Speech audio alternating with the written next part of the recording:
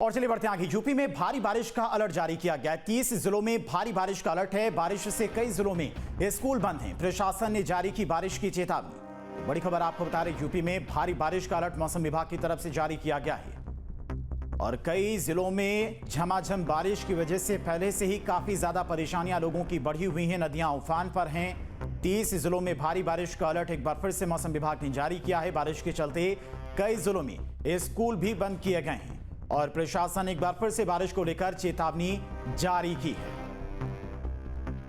तो लगातार हो रही बारिश के चलते कई इलाकों में बाढ़ जैसी स्थिति है। नदियां उफान पर हैं और 30 जिलों में अब बारिश को लेकर अलर्ट भी जारी किया गया मौसम विभाग की तरफ से। पहले से ही बारिश के चलते लोगों की परेशानियां बढ़ी हुई हैं। कई इलाके इस वक्त बाढ़ की चपेट में भी हैं। लोगों को सुरक्षित जगहों पर भी पहुंचाया जा रहा है और नदियों से दूर रहने की अपील भी की जा रही, क्योंकि नदियां अपने रौद्र रूप में बह रही हैं। नदियों का जलस्तर खतरे के निशान के करीब बह रहा है और अब मौसम विभाग की तरफ से फिर से भारी बारिश का अलर्ट जारी किया गया है। तो ऐसे में लोगों को और ज्यादा सावधानी बरतने की अपील की गई है। तो मौसम विभाग की तरफ से 30 जिलों में भारी बारिश का अलर्ट जारी किया गया है। प्रशासन ने चेतावनी जारी की है। कई जिलों में बारिश के चलते स्कूल भी बंद कर दिए गए।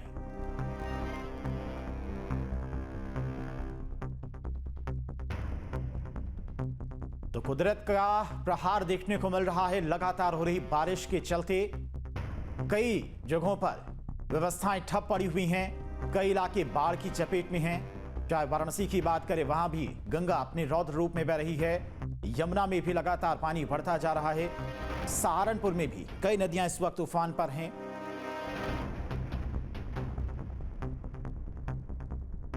और चलिए इस वक्त ग्राउंड पर फिलहाल किस तरह की स्थिति है, प्रशासन की तरफ से किस तरह के कदम उठाए जा रहे हैं, लोगों से क्या अपील की जा रही है, वो भी जानने की कोशिश करते हैं। हमारे साथ में शिव संवाददाता फर्रुखाबाद से जुड़ गए हैं और सोनभद्र से जितेंद्र हमारे साथ जुड़ गए हैं। सबसे पहले शिव, आपके पास आएंगे। फर्रुखाबाद में फिलहाल किस तरह की अभी स्थितियां हैं और लगातार मौसम विभाग की तरफ से भी बारिश को लेकर चेतावनी जारी की गई, भारी बारिश को लेकर, तो ऐसे में प्रशासन की तरफ से क्या कदम उठाए जा रहे हैं? फर्रुखाबाद में जो भारी बरसात के लिए अलर्ट किया गया था, उसकी तरफ से प्रशासन ने 5 क्षेत्र में सभी लोगों को पहले से अलर्ट कर दिया है। और यहाँ आपको बताएं, पिछले 2 हफ्ते से बाढ़ का कहर बना हुआ है। जो गंगा का जलस्तर है वो पिछले 2 हफ्ते से बराबर बढ़ा हुआ है। जो आज का जलस्तर था 135.5 मीटर यहाँ देखा जा सकता है। जो खतरे का निशान है 135.10 मीटर दिखाया गया है और जो गंगा का जलस्तर बढ़ा हुआ है वो 25 सेंटीमीटर ऊपर चल रहा है। और जो गंगा का जलस्तर बढ़ा हुआ है इससे ग्रामीण क्षेत्रों में काफी परेशानियां हो रही हैं। लोगों के घरों में पानी भर गया है। किसानों की जो फसलें थी वो पूरी तरीके से चौपट हो गई हैं। उनके खाने पीने की समस्याएं आ रही हैं। हालांकि प्रशासन मौके पर जाकर के राहत सामग्री दे रहा है। सरकार की तरफ से भेजी गई राहत सामग्री लोगों में बांटी जा रही है और जो स्वास्थ्य शिविर है वो लगाए जा रहे हैं। लेकिन जो बाढ़ का कहर पिछले 2 हफ्ते से बराबर बना हुआ है उसकी वजह से लोगों की परेशानियां कम होने का नाम नहीं ले रही हैं। जी जितेंद्र, अगर सोनभद्र की बात करें तो सोनभद्र में फिलहाल किस तरह की स्थितियां हैं? तो देखिए बता दूं, जैसा कि मुझे बताया जा रहा है कि 2 दिनों से लगातार जिले में बारिश हो रही है और नदी हो चाहे बांध हो, सभी के जलस्तर बढ़े हुए हैं। नदियों का जलस्तर लगातार बढ़ा हुआ है। इसको देखते हुए जिला प्रशासन ने अलर्ट जारी किया है और नदियों और बांध के किनारे न जाने की सलाह दी है। मैं बता दूं कि यहाँ का रिहंद बांध है, प्रदेश का सबसे बड़ा बांध माना जाता है। रिहंद बांध आपके पिपरी क्षेत्र में स्थित है।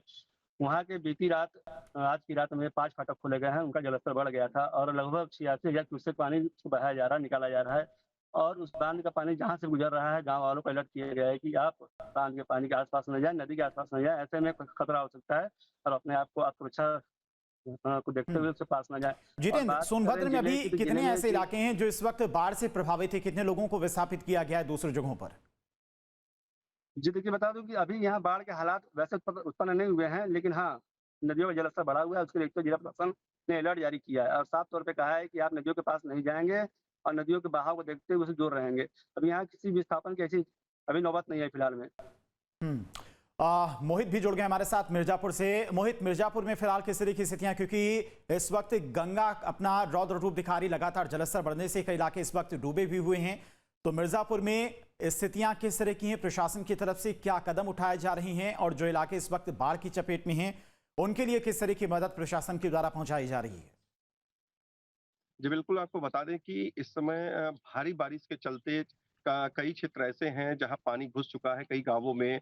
सबसे बड़ी बात ये है कि आहरौरा बांध के 21 गेट खोले गए हैं, जबकि जरगो बांध के 8 गेट खोलने से पूरे गाँवों में पानी भर गया है और चंदौली और चौकियार राजमार्ग पूरी तरीके से बंद हो चुका है। कई ऐसे गाँव हैं 2 दर्जन के ऊपर जिनके जहां आने-जाने की स्थिति बंद हो गई है, आवागमन पूरी तरीके से बंद हो चुका है। जिलाधिकारी पवन कुमार गंगवार लगातार भ्रमण कर रहे हैं और प्रशासन पूरी तरीके से इस पर नजर बनाए हुए है। हालाँकि लोगों का ये कहना है कि किसी भी तरीके से हम लोग कुछ लोग बाहर निकलना चाह रहे हैं, नहीं निकल पा रहे हैं। काफ़ी हुँ। लोगों को प्रशासन द्वारा बाहर निकाला गया है। तो आपको बता दें कि कुल मिलाकर भारी बारिश की चेतावनी अभी भी जारी है, जिससे अहरौरा जरगो बांध के जो गेट खोले गए हैं, इससे उसके आस-पास के कई ऐसे गाँव हैं जो पूरी तरीके से प्रभावित हुए हैं और आवागमन पूरी तरीके से बंद हो चुका है। अगर इसी तरीके से बारिश होती रहेगी तो पूरे जिले में फिर एक बार बाढ़ की स्थिति भयावह पैदा हुई थी। अभी कुछ ही दिन पूर्व मिर्जापुर में भारी बाढ़ की स्थिति थी और पूरे क्षेत्र में एक भयावह स्थिति बन चुकी थी। किसी तरीके से प्रशासन ने और प्रकृति ने पानी कम किया, जिसकी वजह से लोग आसानी से फिर से रहने लगे। लेकिन जिस तरीके से अहरौरा और जरगो बांध का गेट खोलने के बाद लोग प्रभावित हुए हैं, तो यही हुँ। माना जा रहा है कि अगर बारिश लगातार होती है तो कहीं न कहीं बहुत बड़ी ये दिक्कत आ सकती है। जी। हुँ। सोहेल भी जुड़ गए हमारे साथ सहारनपुर से। सोहेल, सहारनपुर में फिलहाल किस तरह की स्थितियां हैं और प्रशासन की तरफ से किस तरह के कदम उठाए जा रहे हैं लोगों तक मदद पहुंचाने के लिए?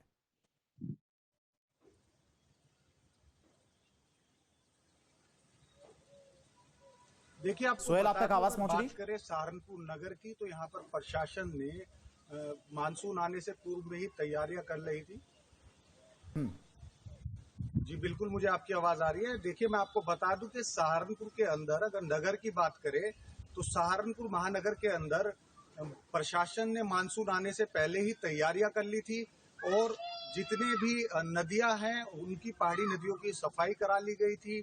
नालों के शिल्ट निकाल दिए गए थे जिससे कि जो बरसाती पानी है वो सुचारू रूप से निकलता रहे और प्रवाह के जरिए यमुना नदी में मिल जाए और आगे के लिए चला जाए। लेकिन अगर बात करें शिवालिक पहाड़ों की, तो यहाँ पर लगातार मूसलाधार बारिश हो रही है और इस मूसलाधार बारिश के चलते लगातार पहाड़ी नदियां उफान पर हैं और जो घाड़ क्षेत्र के कई सौ गांव हैं वो इन नदियों के जल प्रवाह से प्रभावित है, क्योंकि अचानक शिवालिक की पहाड़ियों में जब भी मूसलाधार बारिश होती है तो अचानक ही नदियों का जल स्तर बढ़ जाता है और डेली रूटीन की जो दिनचर्या है वो लोगों की प्रभावित होती है। लोग बामुश्किल रफ्तों के सहारे इन नदियों को पार करते हैं।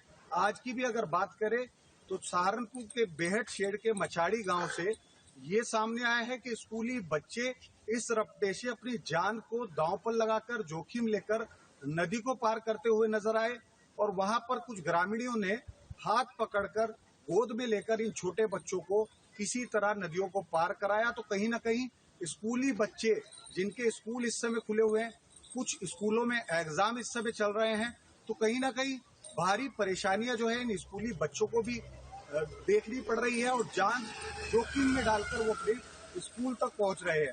हालांकि प्रशासन ने कुछ नदियों के ऊपर जो है पुल बनाया था, जैसे कि अगर बात करें गाड़ा नदी, तो वहां पर एक पुल का निर्माण किया गया है जिससे दर्जन भर गांवों को जो है उसका बेनिफिट मिलेगा और लोग व्यवस्थित होकर मुख्यालयों से जुड़े रहेंगे। लेकिन बहुत सारे ऐसे गांव हैं जहां पर अभी भी नदियों से होकर गुजरना पड़ रहा है, मुख्यालयों से उनके संपर्क कट जाते हैं, प्रमुख राज्य मार्गों से उनके संपर्क कटे रहते हैं। तो कहीं ना कहीं एक पूरा व्यवस्थित पुलों का निर्माण यहाँ पर होना होगा, जिसके बाद ग्रामीण राहत की सांस लेंगे। और मझाड़ी गांव के ग्रामीण भी लगातार यही मांग कर रहे हैं, क्योंकि ये कोई पहला वीडियो नहीं है जो वहां से सामने आया हो। इससे पहले भी मझाड़ी गांव में इस नदी के रफ्ते से कई बार